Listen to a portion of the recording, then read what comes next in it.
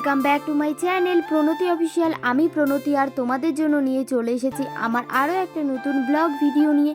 তো তোমরা ভিডিওটা স্কিপ না করে পুরো শেষ অবধি দেখো, আশা করি তোমাদের ভিডিওটা ভালো লাগবে।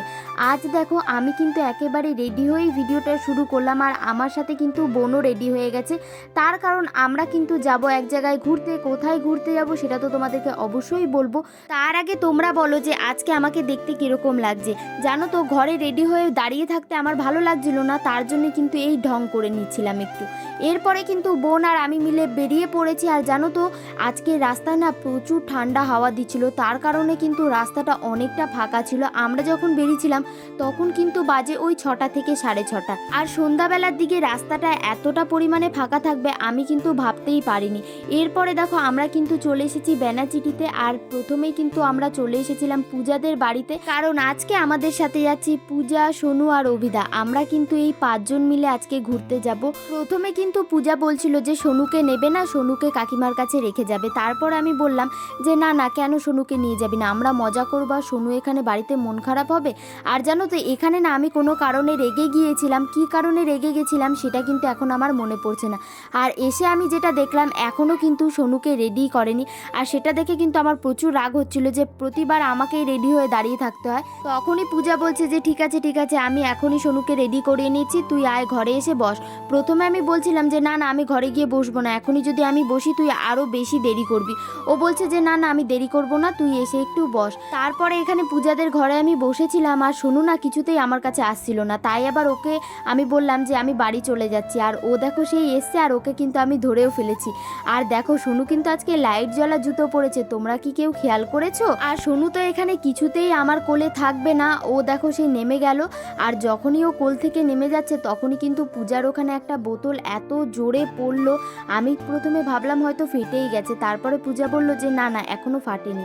তো দেখো এরপরে কিন্তু আমরা সবাই রেডি হয়ে বেরিয়ে পড়েছি। আমরা বলতে আমি তো রেডি হয়েই ছিলাম, এখানে সোনুকে রেডি করিয়ে অভিদা রেডি হয়ে এখন কিন্তু আমরা বেরিয়েও পড়লাম। আর পূজাদের বাড়িতে এসে প্রায় 1 ঘন্টা আমাদেরকে ওয়েট করতে হয়েছিল অভিদার জন্য, কারণ অভিদা কাজ থেকে এসে তারপরে রেডি হয়ে কিন্তু বেরোলো।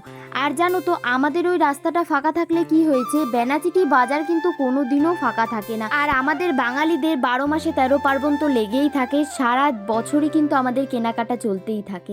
আমার কিন্তু কোনো পুজো বা কোনো ওকেশনের প্রয়োজন হয় না জামা কাপড় কেনার জন্য, আমার যখনই ইচ্ছে করে তখনই কিন্তু আমি বাজারে এসে কিনে নিই। তো দেখো এরপরে কিন্তু আমরা চলে এসেছিলাম পেট্রোল পাম্পে।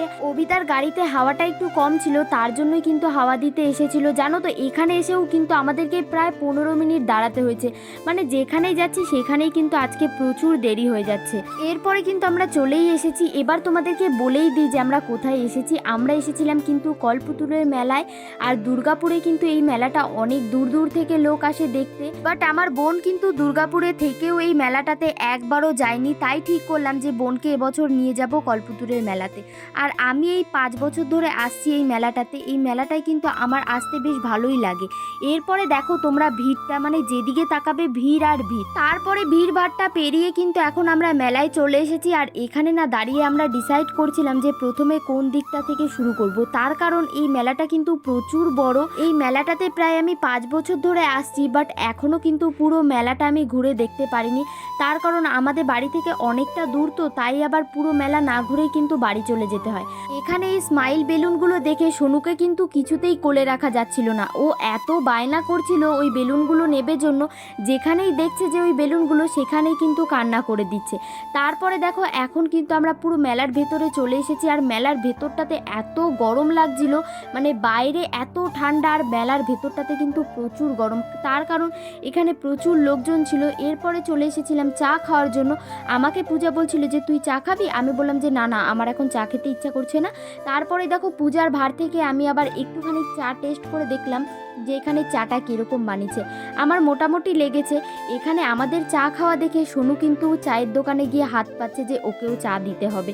মানে ভাবা যায় কতটা পাকা বাচ্চা হয়েছে। চা খেয়ে নেওয়ার পর কিন্তু আমরা চলে এসেছিলাম এই যে এখানে যত রাইড আছে, তো সেই রাইডগুলো দেখতে।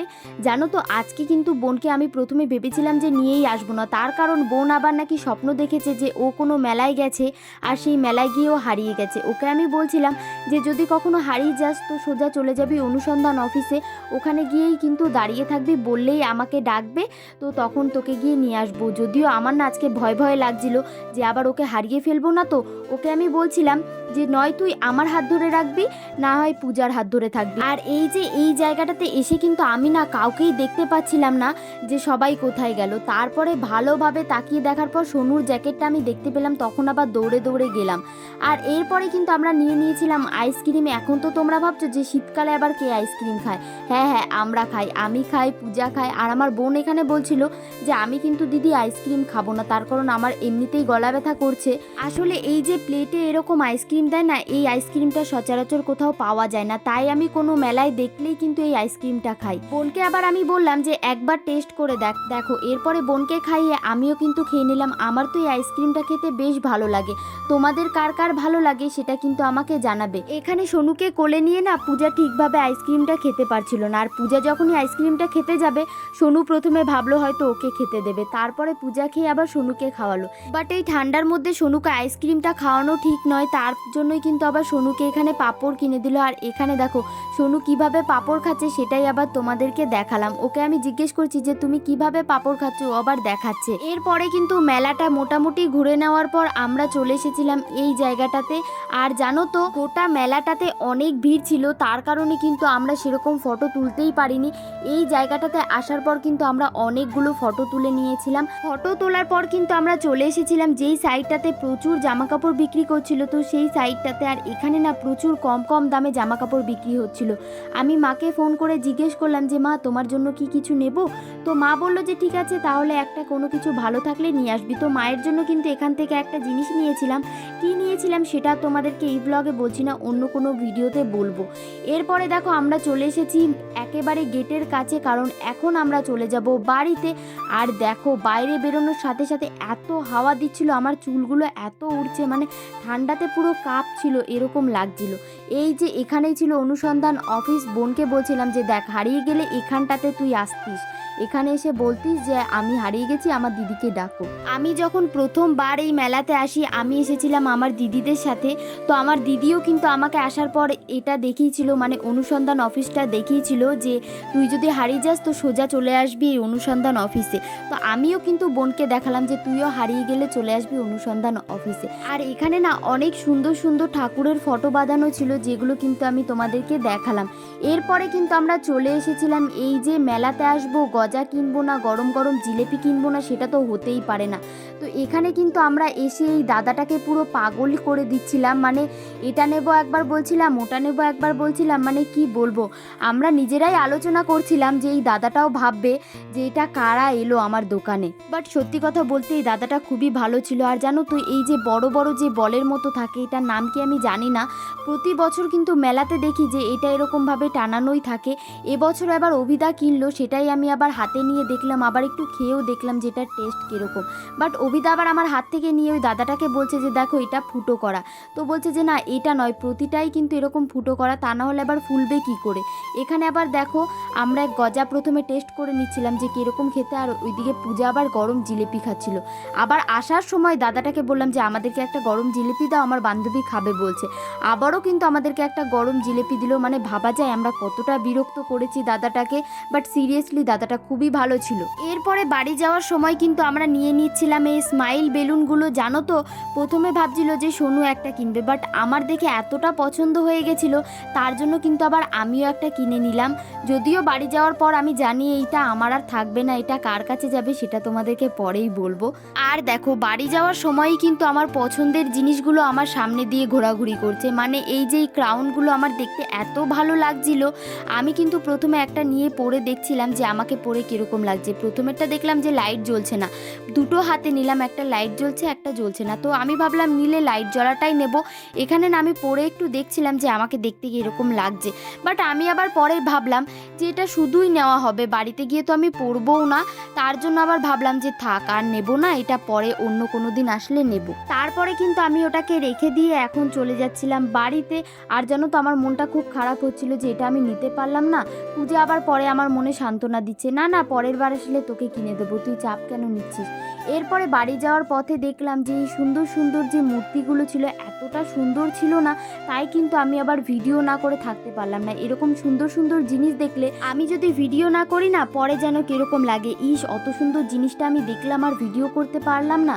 তারপরে যাই হোক, এরপরে দেখো গাড়ি পার্কিং থেকে আমি নিয়ে চলে এসেছি। বাট পূজা আর অভিদা কিন্তু এখনও আসেনি, ওদের জন্যই কিন্তু এখানে দাঁড়িয়ে দাঁড়িয়ে আমি ওয়েট করছিলাম আর পেছন ঘুরে দেখছিলাম যে ওরা কখন আসছে আর আসছে না। তারপরে দেখলাম অভিদারা চলে এসেছে। এরপরে কিন্তু আমরা চলে এসেছি কিছু খাওয়ার জন্য, যেহেতু মেলাতে সেরকমভাবে কিছুই খাওয়া হয়নি। খেয়েছিলাম 1 কাপ চা, তাও আমি পূজার সাথে একটু শেয়ার করে নিয়েছিলাম, আর আইসক্রিম খেয়েছিলাম। আর আমরা কিন্তু এখানে কিছু অর্ডার দেওয়ার আগেই প্যাক করে নিয়েছিলাম ভাইয়ের জন্য চিকেন মোমো, যেহেতু মেলা থেকে সেরকম কিছুই নিয়ে আসা হয়নি, তাই ভাবলাম ভাইয়ের জন্য মোমো নিয়ে যাই। এরপরে দেখো বোন এখানে রোল নিয়ে চলে এসেছে। আর জানো তো এত রাতে কি খাবো ভাবছিলাম, তারপরে আমরা ঠিক করলাম যে ঠিক আছে তাহলে রোলই খাই। তো এখানে এরপরে আমরা রোল খেয়ে নিচ্ছিলাম। যদিও এই এগ রোল খেতে আমার একদমই ভালো লাগে না, তবে আজকে পূজা আমাকে জিজ্ঞেস করছিল যে তুই কি খাবি বল। আমি বললাম যে আজকে আমি কিছু অর্ডার দেবো না, আজকে তুই অর্ডার দে, তুই যা অর্ডার দিবি সেটাই আমি খাবো। তো দেখো পূজা এখানে এগ রোল অর্ডার করেছে, আর এখন যদি আমি না খাই তাহলে কিন্তু জিনিসটা অনেকটা খারাপ দেখায়, তাই কিন্তু আমি খেয়ে নিলাম। এগরোল খেয়ে কিন্তু বাড়িতে চলে এসেছিলাম, আর বাড়িতে আসার পরে ফ্রেশ হয়ে একেবারে শুয়ে পড়েছি। তো চলো আজকের ভিডিওটা আর বেশি বড় করছি না, আজকের ভিডিওটা এই পর্যন্তই। তোমাদের যদি ভিডিওটা ভালো লাগে তো অবশ্যই like comment share and subscribe করে দিও। চলো বাই, দেখা হচ্ছে নেক্সট ব্লগে। Good night.